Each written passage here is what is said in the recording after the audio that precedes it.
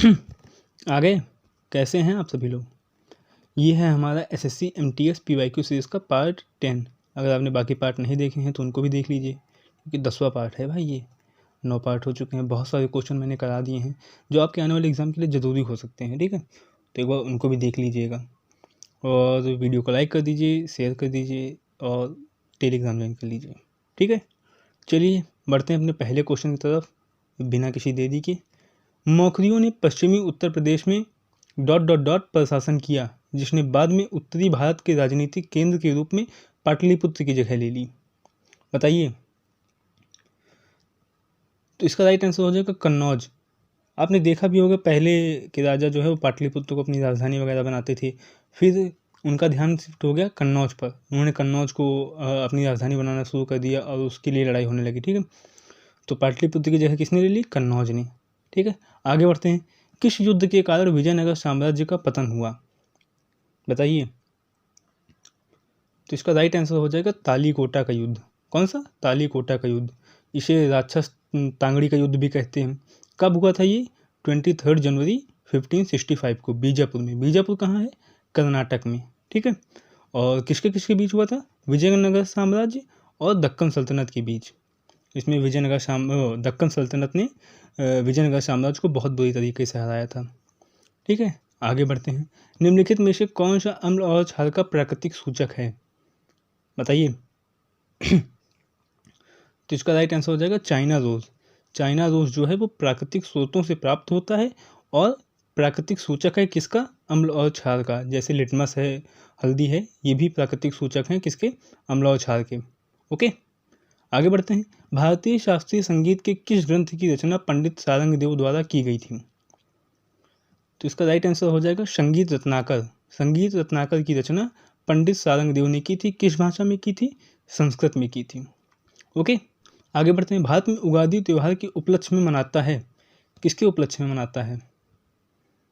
तो ये मनाता है नववर्ष की शुरुआत के उपलक्ष्य में।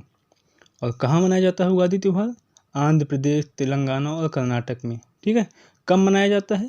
चैत्र महीने के पहले दिन मनाया जाता है। ओके, आगे बढ़ते हैं। कबड्डी में अंक हासिल करने के लिए रेडर को जिस लाइन को पार करना होता है उसके लिए किस शब्द का प्रयोग किया जाता है? बताइए। तो इसका राइट आंसर हो जाएगा बॉक लाइन। किस लाइन को पार करना होता है? बॉक लाइन को पार करना होता है। ओके, आगे बढ़ते हैं। निम्नलिखित में से कौन सा कथन गलत है? बताइए।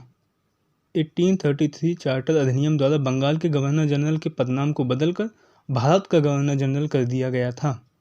बिल्कुल सही। 1833 के अधिनियम से जो बंगाल का गवर्नर जनरल था उसे भारत का गवर्नर जनरल बना दिया गया। ठीक है, तो ये सही है। लॉर्ड विलियम बेंटिक भारत के पहले गवर्नर जनरल थे। ये भी सही है, क्योंकि विलियम बेंटिक जो थे वो भारत के पहले गवर्नर जनरल थे। तो इसका आंसर हो जाएगा ना तो ए ना ही बी गलत है। ओके, आगे बढ़ते हैं। Wings of fire an autobiography किसकी आत्मकथा का शीर्षक है? बताइए, किसकी आत्मकथा है? ये है एपीजे अब्दुल कलाम की। किसकी? एपीजे अब्दुल कलाम की। ओके, आगे बढ़ते हैं। आर्म्स एक्ट और वर्नाकुलर प्रेस एक्ट किस वर्ष पारित किए गए थे? सबसे पहले बताइए किसने पारित किए थे? तो ये किए थे वायसराय लिटन ने। ठीक है, कब पारित किए थे? 1878 में। तो राइट आंसर हो जाएगा 1878। ओके, आगे बढ़ते हैं। निम्नलिखित में से कौन सी दुनिया की सबसे ऊंची नौगम्य झील है? Which of the following is the highest navigable lake in the world? बताइए। तो इसका राइट आंसर हो जाएगा टिटिकाका। टिटिकाका कहाँ है? बोलीविया में है। बोलीविया कहाँ है? दक्षिण अमेरिका में है। ओके, आगे बढ़ते हैं। हाल ही में संसद में कितनी भाषाओं में अनुवाद सेवाओं के विस्तार की घोषणा की गई है?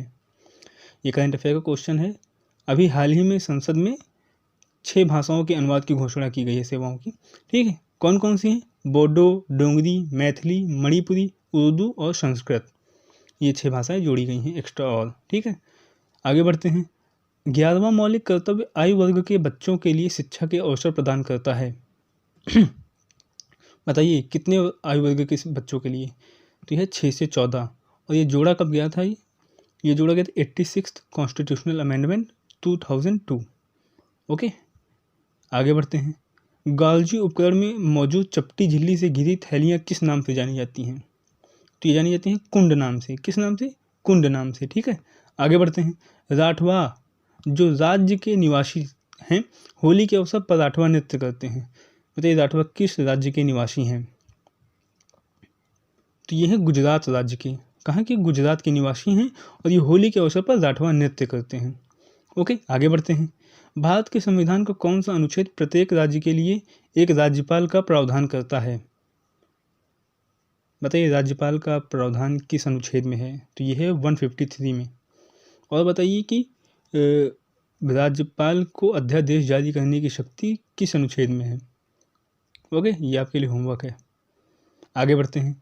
भारतीय सुधारक ज्योतिराव फूले मुख्य रूप से भारतीय समाज की किस सामाजिक बुराई के आलोचक थे? तो ये थे जातिगत भेदभाव के, जिसके लिए उन्होंने 24 सितंबर 1873 को महाराष्ट्र के पुणे में सत्यशोधक समाज की स्थापना की थी, जिसका उद्देश्य क्या था कि दलितों, महिलाओं और शूद्रों को शिक्षा और सामाजिक न्याय दिलाना है। ओके, आगे बढ़ते हैं। भारत का कौन सा राज्य प्रसिद्ध तूफान काल बैसाखी से संबंधित है?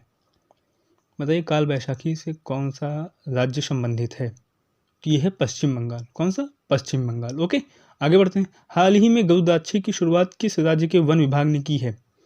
ये भी हमारा करंट अफेयर का क्वेश्चन है। बताइए किसने की है? तो ये की है कर्नाटक के वन विभाग ने। आगे बढ़ते हैं।